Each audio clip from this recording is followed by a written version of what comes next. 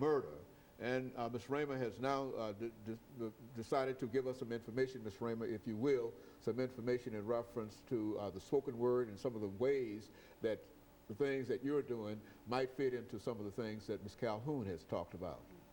Well, actually, the genre of spoken word is very, very vast, and a lot of the spoken word artists around Nashville talk about so many different topics, and there's so much to do with from almost every artist that I talked to and heard from during the Trayvon Martin incident. Everybody had something very powerful and prolific to talk about where that's concerned. So the spoken word community is full of activists, full of people who are political, who are intelligent, who really want to share from their hearts and their experiences the things we face and the challenges that we have in our lives. And for me, one of the main things that I'm dealing with right now is the choices that I've made to travel down a journey to be healthy and fit. I'm over 40. By this time, our ways have set in, the things that our perspective of the realm of who we are and what we do with our lives, we've already settled into the whole I'm set in my ways thing. And so a lot of things, the way I was living my life, did not promote healthy lifestyle.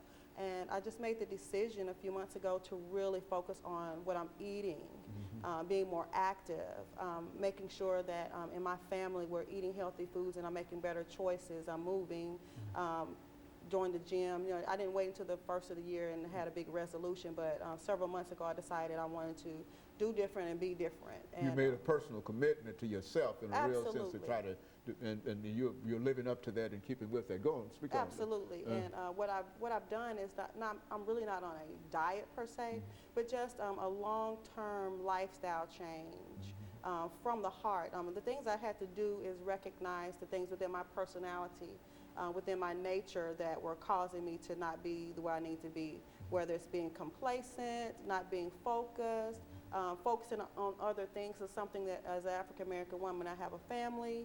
My family comes first, my job comes first, all those things, and oftentimes we put ourselves last and our health last. So I made a commitment not to put myself first because God is first, but to make sure that I make the changes necessary and have the lifestyle necessary so that I can have a long and prosperous life.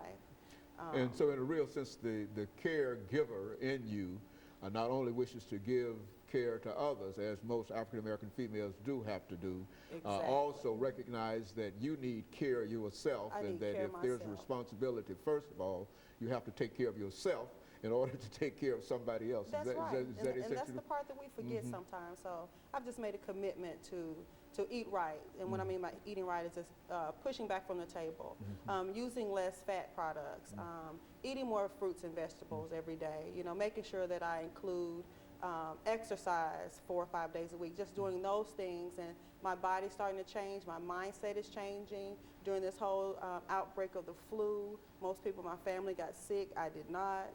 And I think it's because of I attribute it to the healthy lifestyle changes that I've made. Very good. Ms. Favors, I think you could buy into that in terms of the health and the outcomes of it. Speak to that, Ms. Favors, in terms of... Well, definitely, along with what Ms. Raymer was saying, health is key to living a perfect lifestyle. Oftentimes we talk about stress and we talk about getting sick and not being able to do what we want to do. If you're sick, you're not going to be able to work as efficiently as you would have. You're not going to be able to go to school and succeed as well as you would have. So I think that health is definitely number one, making sure that you take care of your body, eating right, and getting exercise.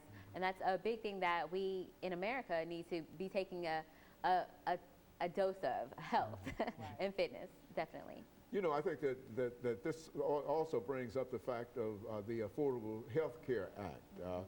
What are you doing in a real sense, Ms. Raymer, in terms of encouraging other young folks especially to become involved in trying to watch over their own health by perhaps becoming involved in the Affordable Care Act? Do you find that there's a need for such an act in our society? Absolutely there's a need.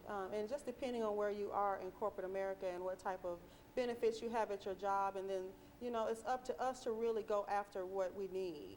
A lot of other countries, healthcare is provided.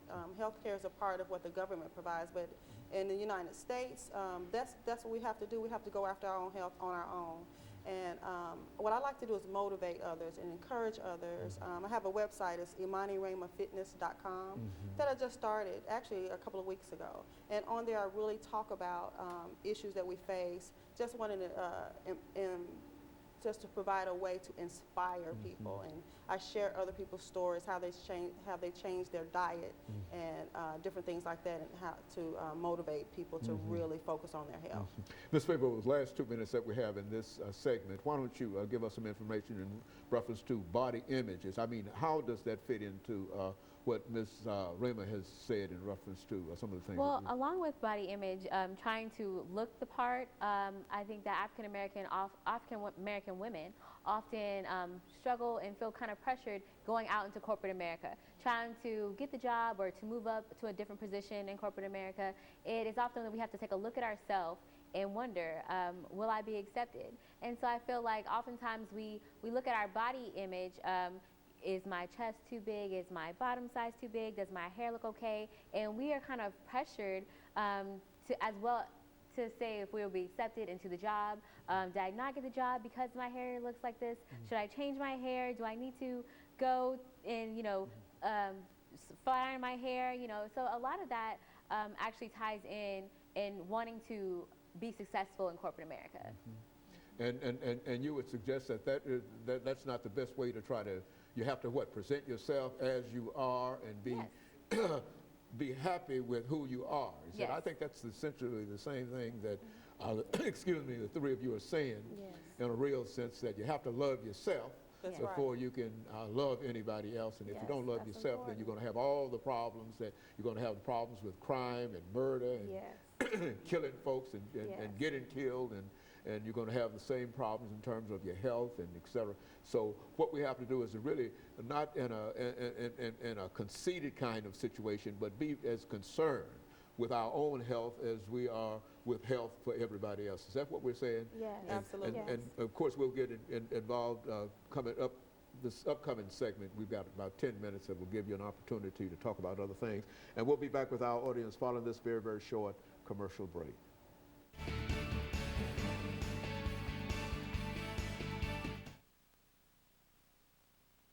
He was so inspiring. He took chances. He was so moving. He lived daringly. Martin Luther King Jr. was a man of service, and his day shall be a day of service. He inspired us in words, but he led us in deeds.